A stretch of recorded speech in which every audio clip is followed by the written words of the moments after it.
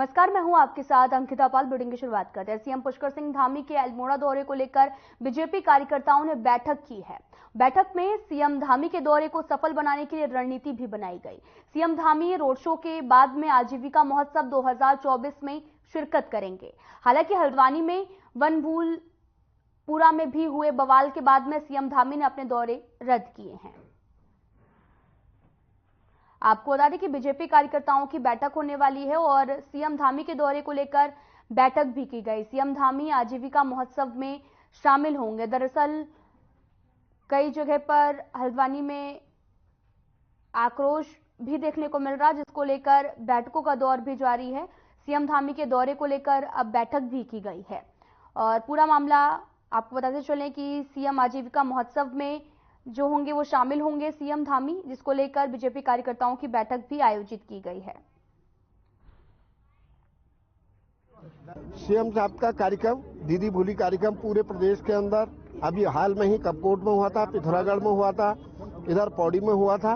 उनका कार्यक्रम विशेष रूप से अपनी बहनों के साथ आप भी हाथ बढ़ाएं और प्रदेश को कैसे हम विकसित प्रदेश के रूप में अपने उत्तराखंड को ला सकते हैं, ये उनका कार्यक्रम है। और जो उनका संबोधन हम सब लोगों को मिलेगा। अल्मोड़ा में बाजार भ्रमण का कार्यक्रम है।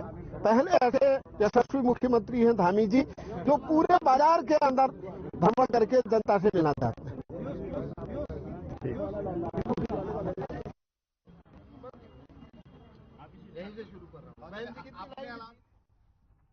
सीएम पुष्कर सिंह धामी ने हल्द्वानी के वनभूलपुरा क्षेत्र में शांति एवं कानून व्यवस्था सुनिश्चित करने के लिए एडीजी कानून और व्यवस्था एपी अंशुमान को प्रभावित क्षेत्र में कैंप करने के निर्देश भी दिए हैं। और सीएम ने अवैध निर्माण को हटाए जाने के दौरान में पुलिस एवं प्रशासन के अधिकारियों एवं कर्मियों पर हुए हमले और क्षेत्र में अशांति फैलाने की घटना को सख्ती से लेते हुए अराजक तत्वों के विरुद्ध सख्त कार्रवाई करने के भी निर्देश दिए हैं। साथ ही आपको बताते चले कि मुख्यमंत्री आवास में उच्च स्तरीय बैठक लेते हुए सीएम ने उच्च अधिकारियों को निर्देश भी दिए हैं कि जिलाधिकारी नैनीताल से निरंतर समन्वय बनाकर रखें और उन्होंने एडीजी कानून व्यवस्था और साथ ही जिलाधिकारी नैनीताल को घटना के दोषियों के विरुद्ध सख्त कार्रवाई कर क्षेत्र में शांति व्यवस्था सुनिश्चित करने के लिए कहा। उन्होंने ये भी कहा कि आगजनी और पथराव करने वाले एक एक दंगाइयों की पहचान कर उन पर कार्रवाई की जाए। सीएम ने स्पष्ट निर्देश भी दिए हैं कि प्रदेश में कानून व्यवस्था के साथ में खिलवाड़ करने वालों को बख्शा नहीं जाएगा। और साथ ही आपको बता दें कि इस अवसर पर विशेष प्रमुख सचिव एडीजी श्री अमित सिन्हा, सचिव श्री आर मीनाक्षी सुंदरम और साथ ही श्री गैलेश बगोली, विनय कुमार, शंकर पांडे अपर सचिव और साथ ही जेसी कांडपाल उपस्थित थे। आपको बता दें कि सीएम धामी ने समीक्षा बैठक की। हल्द्वानी हिंसा मामले पर यह बैठक की गई है और प्रभावित क्षेत्र में कैंप करने के भी निर्देश दिए गए हैं। आपको बता दें कि हल्द्वानी हिंसा में लगातार एक्शन भी लिया जा रहा है। हल्द्वानी में अवैध मस्जिद मजार के ध्वस्त होने के बाद में बवाल मचा हुआ है। इस दौरान आगजनी भी हुई है और इस घटना को लेकर सीएम पुष्कर सिंह धामी ने उच्च स्तरीय बैठक बुलाई है और उपद्रवियों को गोली मारने के भी आदेश दे दिए गए हैं। बिगड़ते हालात को देखते हुए उत्तराखंड सरकार ने हल्द्वानी में कर्फ्यू भी घोषित कर दिया है। साथ ही आपको बताते चलें कि हल्द्वानी में लगातार हिंसा बरकरार है। हल्द्वानी में अवैध मस्जिद मजार के ध्वस्त करने के बाद में बवाल भी मचा हुआ है।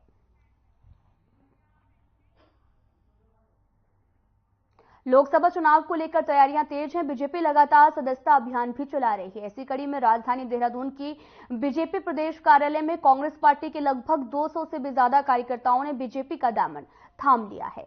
तो वहीं आपको साथ ही बताते चले कि कांग्रेस पार्टी को बड़ा झटका भी लगा है। कांग्रेस के पूर्व प्रदेश सचिव कृष्णा बहुगुड़ा और खटीमा ब्लॉक प्रमुख रंजीत सिंह नामधारी ने अब बीजेपी की सदस्यता ग्रहण कर ली है, जिसके चलते जय श्री राम के जयकारों से पूरा कार्यालय गूंज उठा है। बीजेपी प्रदेश अध्यक्ष महेंद्र भट्ट ने कहा कि सदस्यता ग्रहण करने के लिए लगभग 3,500 लोगों की सूची बनी है।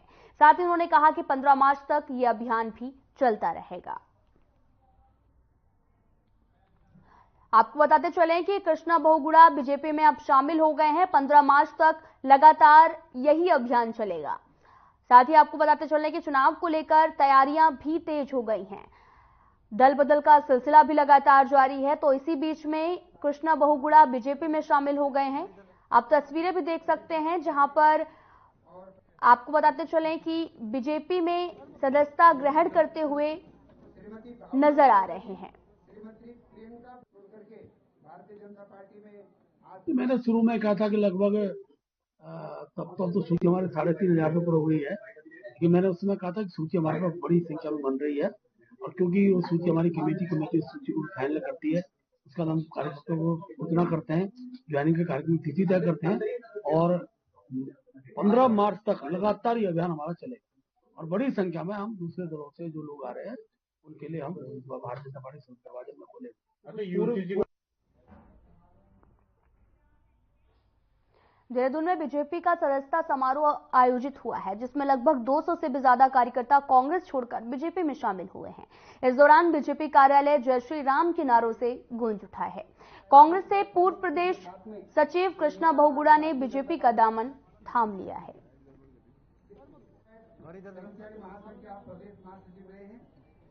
आपको बताते चले कि कांग्रेस को बड़ा झटका लगा है। बीजेपी में कई नेता शामिल हो चुके हैं। आप तस्वीरें भी देख सकते हैं, जहां पर कार्यालय में जय श्री राम की नारे भी गूंजे हैं और वहीं दूसरी तरफ कांग्रेस को एक बड़ा झटका लगा है।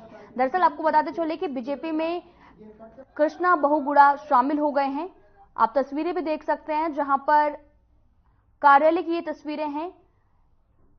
कांग्रेस को अब बड़ा झटका लगा है। लगातार दल बदल का सिलसिला भी जारी है और नजदीक है लोकसभा और विधानसभा के चुनाव, जिसको लेकर लगातार बीजेपी में शामिल होने की कवायद भी तेज हो गई है और इसी बीच कई नेता बीजेपी में शामिल हुए हैं।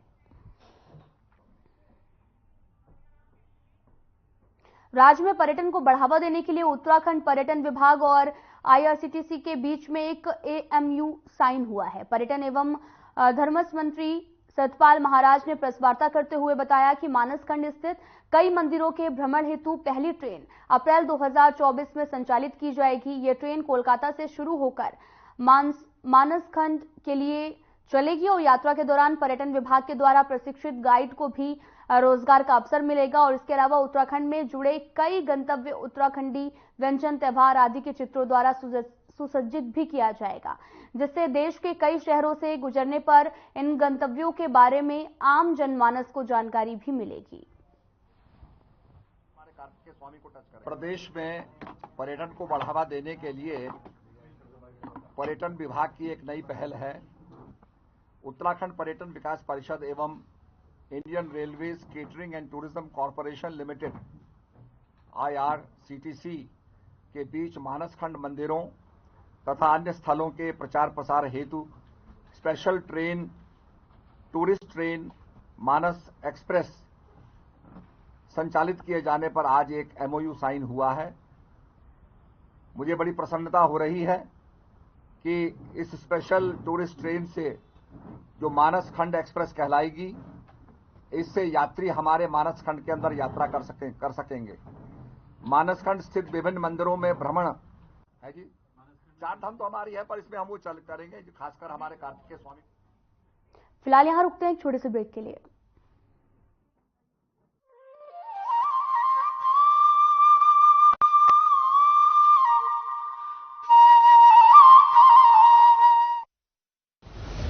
प्रधानमंत्री श्री नरेंद्र मोदी के मार्गदर्शन और मुख्यमंत्री श्री पुष्कर सिंह धामी के अथक प्रयासों से देवभूमि उत्तराखंड में रेल कनेक्टिविटी के क्षेत्र में अभूतपूर्व कार्य हो रहा है, जिसके परिणाम स्वरूप प्रदेश में पर्यटन, उद्योग और अन्य व्यापारिक गतिविधियों में तीव्र गति से विकास होगा। प्रधानमंत्री श्री नरेंद्र मोदी ने देहरादून से दिल्ली तक चलने वाली वंदे भारत एक्सप्रेस का उद्घाटन किया। साथ ही उत्तराखंड के सभी रेल नेटवर्कों का विद्युतीकरण का कार्य 100% पूरा हो गया है। प्रदेश में रेल नेटवर्क को मजबूत करने के लिए लगभग 16,000 करोड़ की लागत वाली ऋषिकेश कर्णप्रयाग रेल परियोजना पर भी तेजी से काम चल रहा है। अमृत भारत रेलवे स्टेशन योजना से हर्रावाला रेलवे स्टेशन का 30 करोड़ रुपए, रुड़की रेलवे स्टेशन का 29 करोड़ रुपए और लाल कुआं रेलवे स्टेशन का 23 करोड़ रुपए से कायाकल्प किया जा रहा है। कुमाऊं के पहाड़ी इलाकों को जोड़ने वाली टनकपुर बागेश्वर रेल लाइन का निर्माण कार्य जल्द शुरू होगा। डोईवाला से गंगोत्री यमुनोत्री रेल लाइन के सर्वे पर भी सहमति दी जा चुकी है। रेलवे ने बजट 2023-24 में उत्तराखंड को 5,004 करोड़ रुपए की सौगात दी है। इसमें हरिद्वार और देहरादून रेलवे स्टेशनों को विश्व स्तरीय सुविधाओं से लैस करते हुए इनके प्लेटफॉर्म के ऊपर रूफटॉप का निर्माण किया जाएगा। मजबूत रेल नेटवर्क बन रहा है प्रगति और आधुनिकता का प्रमाण। डबल इंजन सरकार कर रही है सशक्त उत्तराखंड का निर्माण।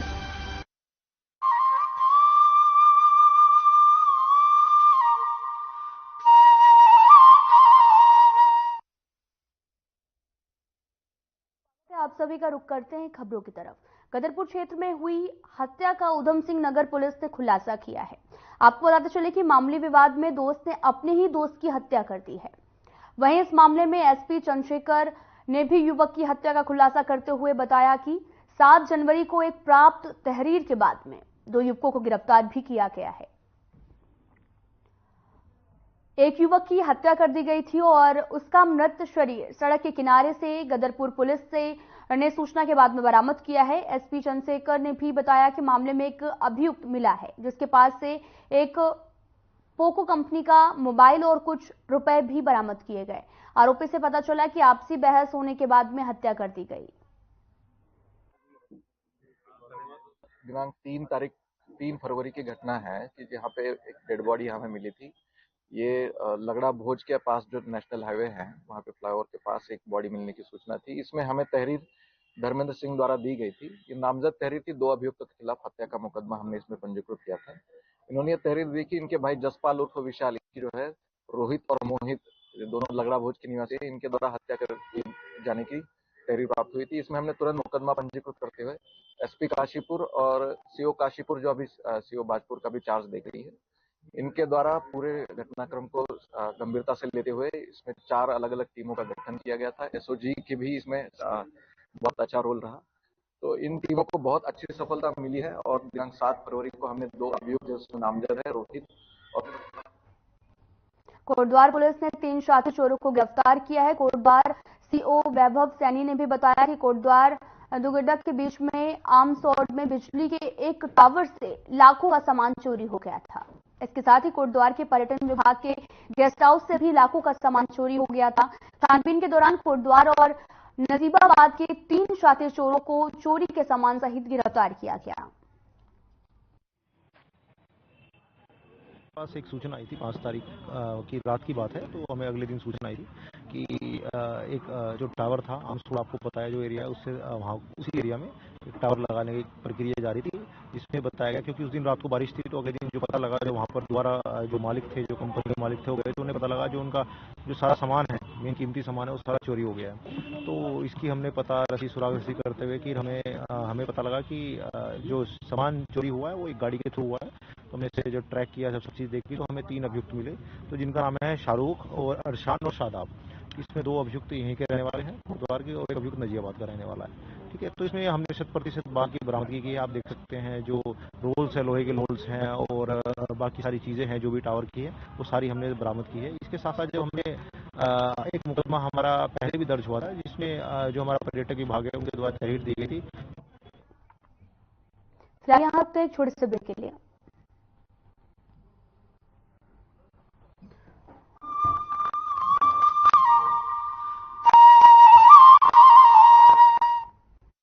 सैनिकों के कल्याण के लिए हर वक्त तत्पर है उत्तराखंड सरकार। पूर्व सैनिकों को राज्य सरकार की सेवाओं में दिया गया है क्षैतिज आरक्षण। शहीद सैनिकों के परिजनों को सरकारी सेवाओं में सेवायोजन में वरीयता देने का किया गया है प्रावधान। शहीदों की पत्नियों और उनके आश्रितों के पुनर्वास के लिए दिया जा रहा है कौशल वृद्धि एवं रोजगार परक निःशुल्क प्रशिक्षण। युद्ध में घायल सैनिकों और परिजनों को एक मुश्त दी जा रही है 2 लाख रुपए की सहायता। विभिन्न युद्धों और आंतरिक सुरक्षा व सीमांत झड़पों में शहीद सैनिकों के आश्रितों को उत्तराखंड शहीद कोष से दी जा रही है एक मुश्त 10 लाख रुपए की धनराशि। उत्तराखंड बन गया है वीर सैनिकों को सबसे अधिक अनुदान देने वाला राज्य। उत्तराखंड के वीरों का देश के लिए शहादत में बड़ा योगदान रहा है। ये वीरों की भूमि है। हम शहीदों के परिजनों के लिए हर सुविधा देने के लिए कटिबद्ध हैं, संकल्पबद्ध हैं। सरकार से मिले सम्मान और सुविधाओं से लेकर सैनिक हैं बेहद खुश। राज्य सरकार पूर्व सैनिकों के लिए अनेक सी योजनाएं संचालित कर रही हैं, जिसमें कि गृह कर में छूट, स्टाम्प ड्यूटी में छूट, स्कॉलरशिप में छूट और राज्याधीन सेवाओं में आरक्षण का लाभ दिया जा रहा है। उत्तराखंड सरकार अपने रणबांकुरों की याद में उत्तराखंड में 5वें धाम के रूप में बनाने जा रही है सैन्य धाम। सैन्य धाम निर्माण के लिए शहीदों के आंगन से लाई गई मिट्टी को सैन्य धाम में बनने वाली अमर जवान ज्योति की नींव में रखा गया है। देव भूमि के साथ ही वीर भूमि भी है उत्तराखंड। सैनिकों का सम्मान है देश का सम्मान।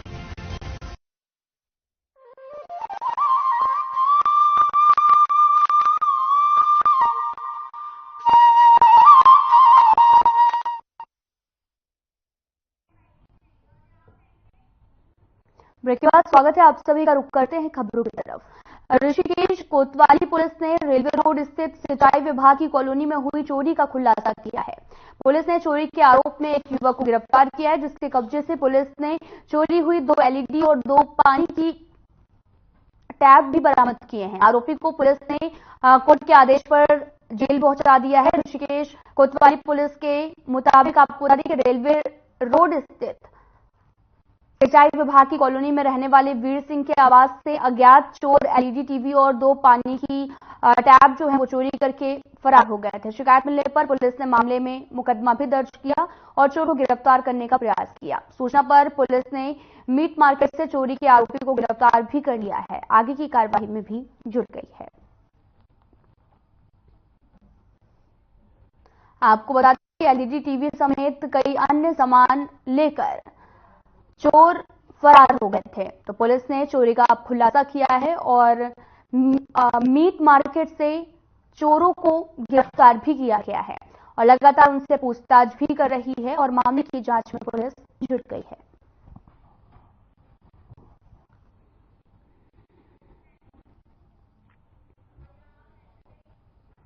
श्री भरत मंदिर इंटर कॉलेज के खेल प्रांगण में महोत्सव का आयोजन किया गया।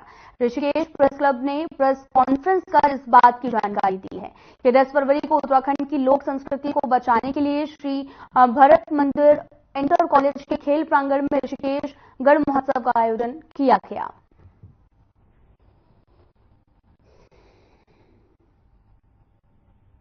आपको बता दें कि कॉलेज के खेल प्रांगण में महोत्सव का आयोजन किया गया।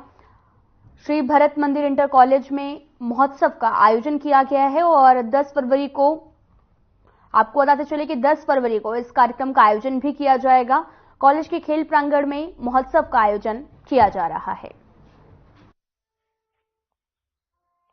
एक ही दिन का होगा और 10 फरवरी 2024 को साढ़े 6 बजे से और 11 साढ़े 11 बजे जो भी जहां तक भी कार्यक्रम चलेगा। 10 फरवरी को 11 बजे इसमें स्वैच्छिक रक्तदान शिविर का आयोजन किया गया है हिमालयन अस्पताल के द्वारा और जो भी इसमें रक्तदान शिविर में आना चाहते हैं उनका स्वागत है। उनसे की तरफ से ये कार्यक्रम एक ही दिन का कार्यक्रम होगा।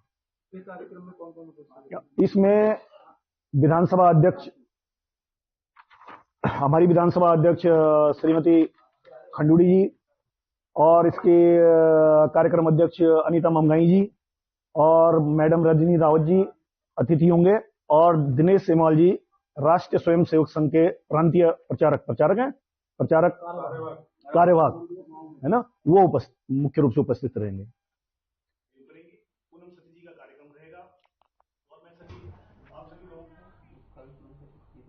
फिलहाल यहाँ रुकते हैं एक छोटे से ब्रेक के लिए।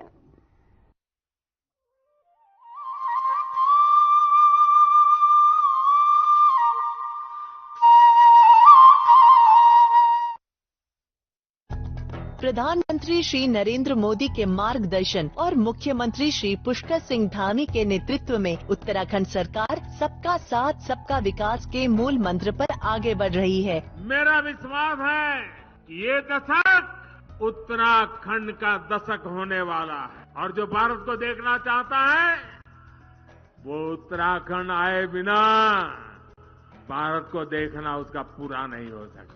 डबल इंजन सरकार द्वारा प्रदेश को प्रत्येक क्षेत्र में समृद्ध बनाने की दिशा में कई समावेशी विकास योजनाएं संचालित की जा रही हैं। प्रधानमंत्री श्री नरेंद्र मोदी जी ने अपने कुमाऊं भ्रमण के दौरान प्रदेश वासियों को लगभग 4,200 करोड़ रुपए की विभिन्न विकास परियोजनाओं की सौगात दी है, जिससे सरकार द्वारा संचालित कृषि, शिक्षा, चिकित्सा, परिवहन, पेयजल व खेल आदि क्षेत्रों को गति मिलेगी, जिनका प्रत्यक्ष लाभ राज्य के निवासियों को प्राप्त होगा। प्रधानमंत्री श्री नरेंद्र मोदी जी के आदि कैलाश, पार्वती कुंड और जागेश्वर धाम के दर्शन से उत्तराखंड में तीर्थाटन और पर्यटन दोनों को नया आयाम तो मिला ही है, साथ ही मुख्यमंत्री श्री पुष्कर सिंह धामी सरकार की महत्वाकांक्षी मानस खंड मंदिर माला परियोजना को नया संबल मिला है। इससे पूरे राज्य में रोजगार के नवीन अवसर सृजित होंगे और स्थानीय निवासियों की आय में बढ़ोतरी होगी। डबल इंजन सरकार ने लिया है प्रण, उत्तराखंड को विकसित राज्य बनाएंगे हम।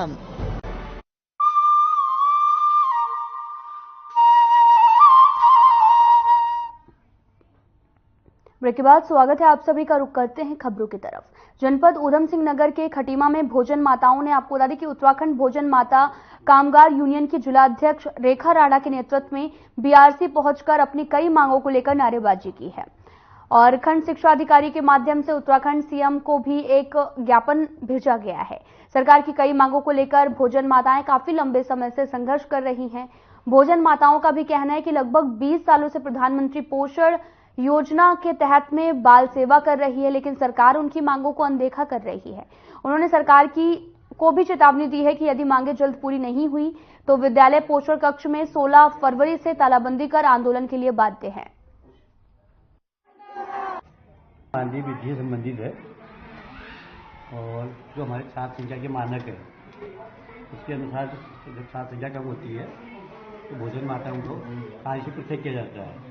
तो ये इनका कहना है कि पृथक नहीं किया जाए, समायोजित किया जाए और सेवानिवृत्त होने पर सम्मानित राशि से प्रोत्साहित किया जाए, ये भी है, और 12 महीने का मानदेय दिया जाए। इसमें इन्होंने लिखा है कि 16 तारीख फरवरी से जिला स्तर पर आंदोलन किया जाएगा। सर, हम लोगों ने सबसे पहले तो हमें ये कि भोजन माताओं को नियुक्ति पत्र दिया जाए। भोजन माताएं जब लगती हैं तो उनका कोई नियुक्ति पत्र नहीं है और उनको ये कहकर हटा दिया जाता है कि भोजन माताएं जिनके बच्चे नहीं पढ़ रहे हैं तो भोजन माताएं हट जाएंगी। लेकिन भोजन माताओं के बच्चे पढ़ के जब नियुक्ति हुई थी तो भोजन माताओं के उनकी बच्चों की माताएं ही नियुक्ति की गई थी। अब आज वो पढ़ के निकल गए हैं। आज तो हमें कम से कम 2003 से लगे हुए हैं, तो आज हमें बहुत साल हो गए, 20 साल हो गया है। और 20 साल में आज जब 3,000 रुपये हुए हैं तो आज ये सरकार। खबर हल्द्वानी से है, जहां पर आपको बता दें कि मलिक के बगीचे में अवैध मदरसे और नमाज स्थल को नगर निगम की टीम ने जेसीबी मशीन लगाकर ध्वस्त कर दिया। नगर आयुक्त पंकज उपाध्याय, सिटी मजिस्ट्रेट ऋचा और एसडीएम परितोष वर्मा समेत नगर निगम की बड़ी संख्या में टीम मौजूद रही। बगीचे के आसपास के रहने वाले तमाम अराजक तत्वों ने पुलिस प्रशासन और पत्रकारों के ऊपर जमकर पथराव किया, जिसमें कई पुलिसकर्मी और पत्रकार घायल हुए हैं। जिसके बाद में पुलिस ने अराजक तत्वों पर कार्रवाई को लेकर आंसू गैस के गोले भी छोड़े, जिसे लेकर सीएम धामी ने उच्च स्तरीय बैठक बुलाई है। साथ ही मुख्य सचिव और पुलिस महानिदेशक के साथ में पुलिस एवं इंटेलिजेंस के अन्य वरिष्ठ अधिकारियों ने हालात की समीक्षा की है।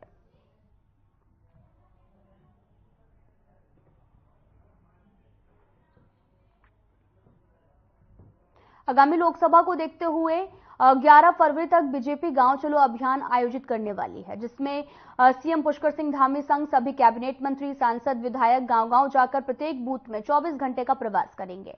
और इस बात पर आपको बताते चले कि कांग्रेस पार्टी बीजेपी पर हमला करते हुए नजर आ रही। कांग्रेस प्रदेश उपाध्यक्ष मथुरा दत्त जोशी का भी कहना है कि बीजेपी पहले ही बताए कि उनके विधायकों और सांसदों द्वारा गाँव गोद लिए गए थे, क्या वो चलने फिरने की स्थिति में है। साथ ही उन्होंने ये भी कहा कि ज्यादातर मंत्री अपने ही गांव में प्रवास कर कार्यक्रम कर रहे हैं और किसी आम गांव में जाने की जहमत नहीं कर रहे।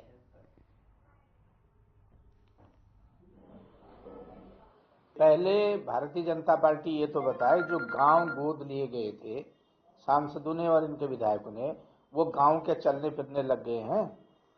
ये जुमलेबाजी है, ये इस तरीके के शोसेबाजी करते रहते हैं। पहले भी इन्होंने कहा मंत्री दौरा करेंगे, मंत्री प्रवास करेंगे, सेक्रेटरी गांव में रहेगा, अधिकारी गांव में रहेगा, उसकी डिटेल तो दे दे पहले कौन कब कहाँ रहा। ये भी एक चुनावी जुमला है। एक आदमी जाएगा, रात जाएंगे, सुबह आ जाएंगे। और अधिकांश मैंने देखा जो मंत्रियों का कार्यक्रम है वो उनके अपने अपने गांव में प्रवास का कार्यक्रम है। बाकी कोई आम गांव में वो जाने की कोशिश जहमत नहीं उठा रहे।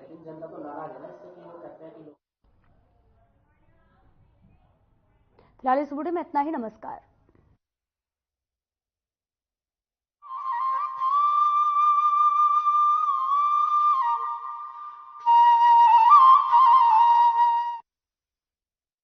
सैनिकों के कल्याण के लिए हर वक्त